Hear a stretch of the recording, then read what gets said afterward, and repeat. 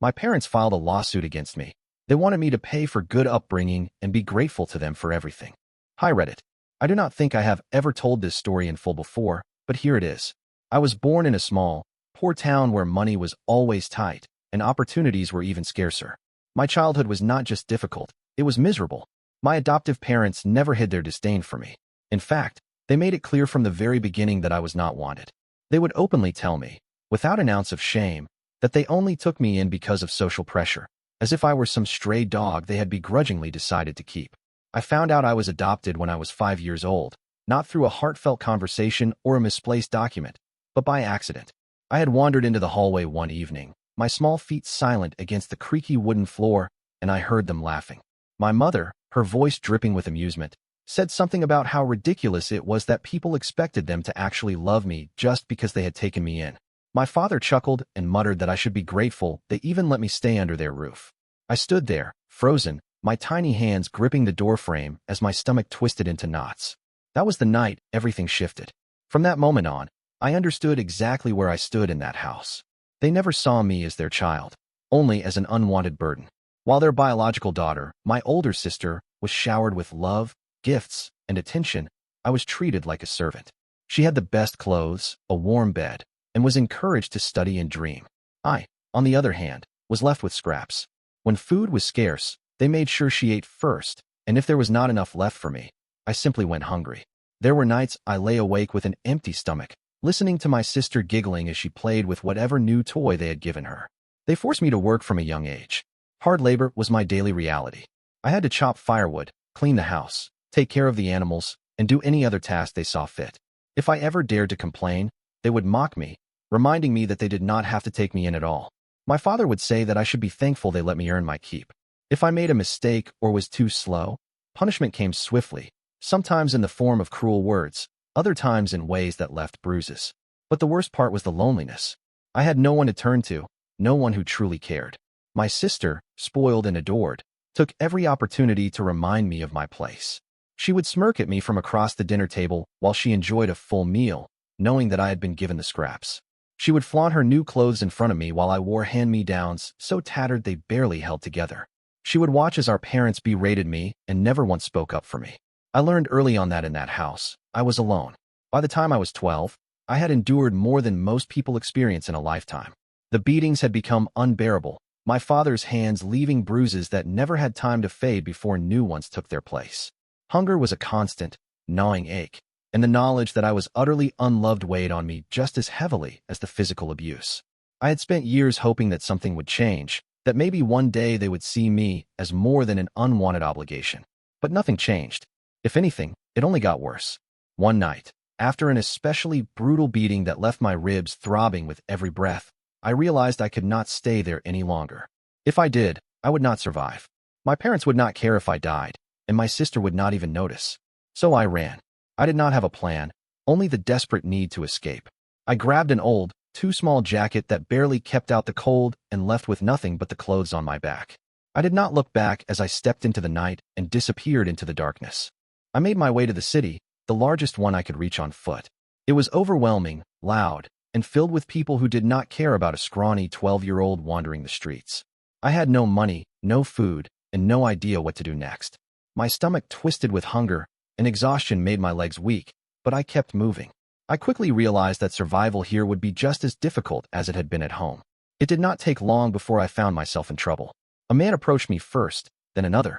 They were dressed well enough, their smiles too kind, their voices dripping with false concern. They told me they could help, that they had food and a place for me to stay. I wanted to believe them. My stomach ached at the thought of food, and my body craved warmth. But something in their eyes made my skin crawl. I hesitated, and that hesitation saved my life. Before I could step toward them, another voice cut through the conversation. Rough, aged, and sharp with warning. Leave the boy alone. I turned to see an old man standing at the mouth of an alleyway, his eyes narrow and watchful. His clothes were worn, his hair unkempt, but there was something about him that made the two men tense. They did not argue, did not try to fight for me. They simply turned and walked away, their smiles vanishing in an instant. That was how I met Hryhorii. He was a homeless man, living on the streets longer than I had been alive.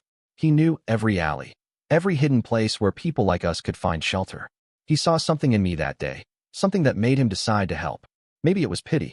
Maybe he just did not want to see another child disappear. Whatever the reason, he took me under his wing, and for the first time in my life, I had someone who cared if I lived or died. Prihorii taught me how to survive. He showed me where to find food, leftovers behind restaurants, scraps that market vendors threw away. He taught me how to stay invisible, how to sleep in places where no one would bother me, how to tell the difference between someone offering help and someone looking to exploit weakness. He knew which people to avoid, which areas were safe, and which ones would get you killed. He was gruff, never one for unnecessary words, but he looked out for me in a way no one ever had before. When I was sick, he found ways to get me medicine. When the cold months came, he shared what little warmth he had. For a year, he was the closest thing to family I had ever known. And then, just like that, he was gone. One morning, I woke up to find him lying still, his breathing shallow, his face pale. He had been coughing for weeks, the cold and the damp seeping into his bones. I tried to help, tried to find someone who would care, but no one did. By the time the sun set that evening, he was dead. I sat with him for hours, unsure of what to do, unwilling to accept that I was alone again. But in the end, there was nothing else to do but move forward. I had lost the only person who had ever looked out for me, and now I had to survive on my own. After Prihorii died, I felt completely lost. The city had always been harsh, but at least with him, I had someone who cared, someone who would notice if I disappeared. Now, I was alone again, just another nameless boy wandering the streets. I knew how to survive, but surviving was not the same as living. I spent months slipping through alleyways, stealing food when I had to, and hiding in abandoned buildings when the cold became unbearable. Every day felt like a battle I was barely winning. It was by pure chance that I stumbled into the small bookstore. I had been walking for hours, my stomach empty, my body aching from another restless night. The scent of old paper and dust greeted me as I stepped inside, a stark contrast to the cold streets outside. I had only wanted to warm up for a moment, to escape the wind that cut through my thin jacket like a blade. The woman behind the counter looked up the moment I walked in. She was older, maybe in her 50s, with sharp eyes that seemed to take in everything at once. Her hair was pulled back, streaks of gray running through the dark strands, and she wore a simple, worn-out cardigan over a long dress. "Looking for something?" she asked, her voice steady but not unkind. I hesitated, already preparing to be thrown out, but instead of demanding that I leave, she simply watched me. There was something in her gaze that unsettled me. Not pity, not disgust, but curiosity. I shook my head and turned to leave, but before I could step back outside, she spoke again. "You look hungry." I froze. She did not wait for me to answer. She just disappeared into the back of the store and returned a few minutes later with a sandwich and a cup of tea. She set them on the counter and gestured for me to sit. I did not understand why she was helping me, but I was too hungry to question it. Her name was Larissa. Over the next few weeks, I kept coming back. At first, it was just for food, but soon, I started helping out around the shop, sweeping the floor, organizing books, running errands. She never asked me to, but I did it anyway, afraid that if I did not prove myself useful, she would send me away. But she never did. Larissa was not just some ordinary bookstore owner. She had once been a renowned scientist, someone who had spent years building a career in academia, only to have it all stolen from her by the betrayal of her colleagues. She never spoke about it in detail, but I could hear the bitterness in her voice whenever she mentioned the past. She had lost everything, just like I had. Maybe that was why she took me in. Maybe she saw a little of herself in me. After a few months, she offered me something I never expected: shelter. She had a small apartment above the store, and she told me I could stay there if I wanted. I did not know how to respond. No one had ever offered me a home before, not without conditions, not without reminding me that I was a burden. But Larissa never made me feel like one. She gave me a job at the shop, paid me fairly, and even helped me get my documents back. I had not even thought about that before, my identity, my existence on paper. I had been surviving for so long that I had forgotten what it meant to have a real place in the world. But she made sure I did not disappear. Over time, she became more than just a kind stranger. She became my family. She taught me things no one had ever bothered to teach me: how to read properly, how to think critically, how to dream of something bigger than just surviving. She saw potential in me when no one else had ever even looked. Years passed, and I never left. She never asked me to. When I turned 16, she did something I never thought anyone would do. She adopted me. Officially. Legally. She gave me her name and a future. For the first time in my life, I was not just existing. I was living, and I finally had someone who wanted me to. Thanks to Larissa's unwavering support, I was able to do something I had never dared to dream of. I got into university. She had spent years preparing me, encouraging me to study, teaching me how to think beyond mere survival. When the acceptance letter arrived, I could hardly believe it was real. I had spent most of my life feeling like I did not belong anywhere, but for the first time, I had a real chance to build something for myself. I chose a field that promised a future, something that would give me stability and success. Larissa had taught me that intelligence was the greatest weapon against the cruelty of the world, and I intended to use it. But while I had escaped the hardships of the streets, I quickly realized that cruelty could exist anywhere, even within the walls of an elite university. From the moment I stepped on a campus, it was clear that I did not belong to their world. The other students, most of them from wealthy families, could sense it immediately. I was not like them. I did not wear expensive clothes, I did not drive a luxury car, and I did not speak with the effortless arrogance of someone who had never worried about where their next meal would come from. They never let me forget that. At first, it was subtle, the mocking glances, the whispers behind my back, the occasional snide remark about how out of place I looked. But as time went on, their cruelty became more direct. They laughed when they found out I worked in a bookstore to support myself. They called me a charity case, a beggar who had somehow stumbled into their world by mistake. I tried to ignore it, to focus on my studies, but they would not let me. One day, they took it too far. It started with a missing watch, an expensive, imported piece that belonged to one of the wealthiest students in my class. I did not even know it had gone missing until security showed up at my dorm, demanding to search my belongings. I stood there, stunned, as they tore through my things, dumping my books onto the floor, emptying my drawers, looking for something I had never even seen before. And then, to my utter disbelief, they found it. Someone had planted it in my bag. The accusations came fast, the whispers turned into open hostility, and soon, I was dragged in front of the administration. The rich students smirked from their seats as the faculty discussed my fate, their expressions triumphant. They had finally found a way to get rid of me. Expulsion was all but certain. But then, the dean spoke. He was an older man, strict but fair, someone who had seen enough students come and go to know when he was being lied to. He studied me carefully, then turned his gaze toward my accusers. He asked them questions, pressing for details, watching as their confidence began to waver. He pointed out inconsistencies in their stories, contradictions they had not prepared for. Slowly, their certainty crumbled. When he finally ruled in my favor, dismissing the case entirely, their faces twisted in fury. They had been so sure they would succeed, so convinced that no one would stand up for someone like me. But they were wrong. As I walked out of that office, their glares burned into my back, but I did not care. I had survived far worse than their petty games. They had tried to break me, to push me back into the shadows where they thought I belonged. But I was still here, and I was not going anywhere. After years of struggling, studying, and proving myself, I finally graduated from university and secured a job at a large, well-known company. It was the kind of position that promised stability, growth, and a future I had fought so hard to reach. For the first time, I felt like I was on the right path, like all the sacrifices and hardships had finally led me somewhere meaningful. My boss was fair and professional, someone who recognized my potential and appreciated my hard work. He never treated me differently because of my background, and for that, I was grateful. However, not everyone in the company shared his mindset. From the moment I stepped into that office, I could feel the weight of my colleagues' resentment. Many of them had come from privileged backgrounds, their careers built on family connections and expensive educations, while I had climbed my way up from nothing. It did not matter how hard I worked or how much I contributed. Some of them simply could not stand the fact that someone like me had made it into their world. At first, it was nothing more than subtle hostility, dismissive glances, whispered conversations that stopped the moment I entered the room, invitations to team events that never seemed to reach me. But as time went on, their jealousy turned into something more dangerous. They began undermining me in meetings, taking credit for my work, spreading false rumors that I was only there because of luck or favoritism. I ignored it as best as I could, choosing to focus on my work rather than their petty games. But then, they took it a step further. One day, I was called into a meeting with upper management. The tension in the room was thick, the air heavy with unspoken accusations. They presented me with a series of fabricated complaints, carefully crafted lies that painted me as dishonest, unprofessional, and incompetent. It was clear that someone had orchestrated this, that my colleagues had worked together to push me out. My boss, the only one who had ever supported me, fought on my behalf, but it was not enough. The decision had already been made. I was fired. I walked out of that office with nothing but my pride intact, my career torn apart by jealousy and deceit. But as much as it hurt, I refused to let it break me.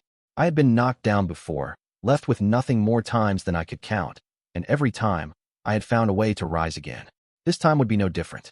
Instead of searching for another job where I would always be at the mercy of people who resented my success, I decided to take control of my own future. I reached out to the few friends I had made along the way, people who believed in me and my abilities. Together, we came up with a plan, a business of our own, built from the ground up, where no one could take away what we had earned. It was a risk, a gamble that could either lead to failure or success, but I had never been afraid of hard work. I had survived worse than this, and I was ready to fight for my place in the world. Starting a business was far more difficult than any of us had imagined. At first, we were filled with optimism, believing that with enough hard work and determination, success would naturally follow. But reality was much harsher than we expected. The first few months were brutal. We struggled to secure clients, and every investment we made seemed to bring in little to no return. We had borrowed money to get the business off the ground, but as time went on, the debts piled up faster than we could pay them off. The stress was unbearable, and there were nights when I lay awake, wondering if we had made a terrible mistake. Then came the threats. Creditors who had once been patient started losing their tolerance. We received calls, messages, and even visits from people who made it clear that failure was not an option. It was no longer just about losing money, it was about survival. The pressure was suffocating, and there were moments when I wondered if we should just give up, cut our losses, and walk away before things got worse. But deep down, I knew I had not come this far to quit. Then, just when we were on the verge of collapse, everything changed. One night, after another exhausting day of failed negotiations and mounting stress, my friends and I sat together, desperate to find a way out. We brainstormed for hours, throwing around ideas that seemed impossible, ridiculous, or simply too risky. And then, in the middle of that frustration, someone suggested something different, an idea so bold that it almost sounded like a joke. But the more we talked about it, the more we realized it could work. We refined it, researched it, and within a few weeks, we launched our new approach. At first, we did not expect much, but then something incredible happened. People noticed. Word spread faster than we ever imagined, and within a short time, demand for our services skyrocketed. Almost overnight, everything turned around. The same people who had dismissed us before were now eager to work with us. The debts that had once kept us awake at night were paid off within months. Our business, which had been hanging by a thread, started generating millions. Investors who had ignored our calls were now offering deals, and the media began talking about us as if we had always been destined for success. It felt surreal. One moment, we were drowning in debt, wondering if we had made the worst decision of our lives. The next, we were sitting in meetings with industry leaders, receiving offers we could have never dreamed of. In just a few months, we had gone from near failure to a success story that people wanted to hear. And for the first time in my life, I was not just surviving. I was winning. Success changed everything. Within months, our business had become a household name. What had once been a desperate attempt to escape failure had transformed into something much bigger than we had ever imagined. People recognized my name, journalists reached out for interviews, and suddenly, I was being invited onto television shows to talk about our journey from struggling entrepreneurs to industry leaders. It felt surreal to sit in front of cameras, answering questions about perseverance and hard work, knowing that just a short time ago, I had been on the verge of losing everything. For the first time in my life, I was no longer invisible. My face was on magazine covers, my name was mentioned in financial reports, and people who had never cared about me before now wanted to know my story. Strangers congratulated me on my success, companies sought partnerships, and the same elite circles that had once shut me out were suddenly eager to welcome me in. And then, one day, I got a call that I never expected. The number was unfamiliar, and at first, I thought it was just another journalist or business inquiry. But the moment I answered and heard the voice on the other end, my stomach turned to stone. It was them, my parents. The same people who had spent years making my childhood a living nightmare, who had beaten me, starved me, and made it clear every single day that I was unwanted. The same people who had laughed at the idea of ever caring for me. They spoke to me as if nothing had happened, as if we had always been a loving family. My mother's voice was sickly sweet, dripping with fake warmth as she told me how proud they were of everything I had accomplished. My father, who had once raised his hands against me without hesitation, chuckled as if we were old friends catching up after years apart. And then came the real reason for their call. They wanted money. Not just a little, but a substantial amount. They spoke as if it was owed to them, as if I should be grateful for the upbringing they had provided. They reminded me that they had taken me in when no one else would, that they had given me a home when I was a child. In their minds, I was not a person who had suffered under their abuse. I was a product they had invested in, and now, They believed it was time for their payment. I could not help but laugh. It was not out of amusement, but disbelief. After all these years, after everything they had done, they still had the audacity to think they could manipulate me.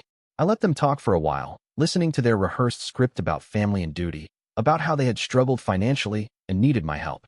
And then, when they had finished, I simply said, "You didn't care if I lived or died when I was a child. You don't get to care now." Before they could say anything else, I hung up. I sat there for a while, staring at my phone, waiting to feel something: anger, sadness, regret. But all I felt was relief. For the first time in my life, they had no power over me. I thought that after I hung up on them, that would be the end of it. I had made my stance clear, and I had no intention of ever letting them back into my life. But I underestimated their greed. A few weeks later, I received an official notice. My so-called parents were suing me. They claimed that since they had raised me, provided for me, and given me a home, I owed them financial compensation for all the years of sacrifice they had made. Their argument was as absurd as it was shameless. They painted themselves as loving, selfless caretakers who had given me everything I needed to succeed, and now, they demanded what they believed was rightfully theirs. I could have ignored it. I could have paid them off just to make them go away. But I had spent my entire life being their victim, and I refused to let them win now. I hired the best lawyer I could find, a man known for his ruthless precision in the courtroom. When I explained my case to him, he leaned back in his chair, studied me for a long moment, and then simply said, "We're going to destroy them."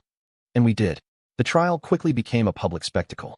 The media caught wind of it, and soon, every headline was talking about the case of the self-made millionaire being sued by the very people who had abused him. My parents had expected to manipulate public sympathy in their favor, but they had not anticipated the overwhelming interest in my side of the story. My lawyer came prepared. We had evidence, so much more than I had even realized. He tracked down old neighbors who had heard the shouting, seen the bruises, and remembered the nights I had been left outside in the cold. He found medical records from the few times I had been taken to a clinic, injuries my parents had dismissed as accidents, but were clearly signs of violence. And then came the real turning point, the old recordings. Unbeknownst to them, the walls of our house had been thin, and the abuse had not always gone unnoticed. A former neighbor, an elderly woman who had long since moved away, had once recorded their screaming matches, perhaps out of concern or fear that something worse would happen. She had forgotten about them until she saw the trial on the news. She reached out to my lawyer, and when he played the recordings in court, the room fell silent. The audio was damning. There was my mother, laughing as she told my father that they should have left me on the street. There was my father, mocking me for crying after a beating. There was my sister, sneering that I was just a stray dog they had been forced to keep. The judge listened to it all, their faces unreadable, but I could see the disgust in the eyes of the jurors. My parents' lawyer tried to argue, tried to spin it as exaggeration or out-of-context frustration, but it was useless. When the verdict was announced, it was not just a loss for them. It was complete and utter humiliation. Not only was their case thrown out, but the judge ruled in my favor, stating that the evidence of physical and emotional abuse was undeniable. They were ordered to pay me compensation, a sum far greater than anything they had ever dreamed of extorting from me. They left the courthouse that day disgraced, their names now forever tied to the monstrous acts they had tried to hide. As for me, I walked out with my head high, knowing that for the first time in my life, justice had finally been served. Even after the trial ended and the court ruled in my favor, I knew my so-called parents would not let go of their resentment so easily. Their loss had been public and humiliating, and people now knew them not as struggling parents abandoned by their ungrateful son, but as the abusive monsters they truly were. With their reputations destroyed and their greed backfiring in the worst possible way, they turned on the only person left in their lives, my sister. I did not care to keep tabs on them, but word eventually reached me through former neighbors and mutual acquaintances. My parents, furious over their failure, began blaming her for everything.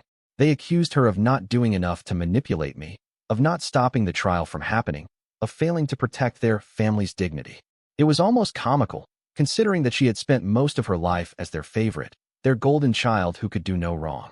But now that they had nothing left, their loyalty to her disappeared just as easily as their fabricated love for me had never existed. I did not think much of it. As far as I was concerned, they were all out of my life, and I intended to keep it that way. But what I did not realize was that my sister was not just angry at them. She was furious at me. The night it happened, I was at home alone, going over business reports in my office. The security system in my house was solid, but I had never anticipated that the real threat would come from someone I had known my entire life. The sound of the door being forced open barely gave me time to react before she was there, standing in the dim light of my living room, her breathing ragged, her eyes wild with rage. In her hand, she gripped a knife. "You ruined my life," she screamed, her voice cracking with fury. "Everything was perfect until you came back. You had nothing, you were nothing, and now you act like you deserve all of this." I barely had time to stand before she lunged at me. The blade slashed through my side, hot pain exploding across my ribs. I stumbled back, knocking over a chair as she came at me again, her face twisted in pure hatred. Blood was already seeping through my shirt, but adrenaline kept me moving. I grabbed her wrist, trying to wrestle the knife away, but she fought like a woman possessed, her strength fueled by years of bottled-up resentment. "You think you're better than us now?" she shrieked, struggling against my grip. "You think you can humiliate us and just walk away?" She pushed forward with everything she had, and for a terrifying moment, I thought she would overpower me. But before she could drive the knife in deeper, the room was flooded with flashing red and blue lights. The police stormed in, shouting commands, their weapons drawn. It was over in seconds. Officers tackled her to the ground, pinning her arms behind her back as she screamed curses at me, her voice raw with hatred. The knife clattered to the floor, its blade glistening with my blood. I barely felt the pain anymore. All I could do was watch as they dragged her away, her screams echoing through the house. Even after everything, after all the cruelty and betrayal, I had never expected her to go this far.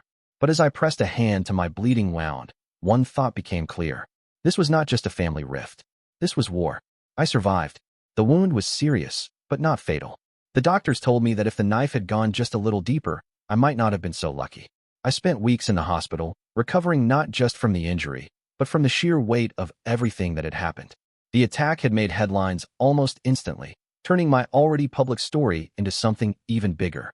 People who had followed my journey from a struggling orphan to a self-made success now saw me as something more than just an entrepreneur.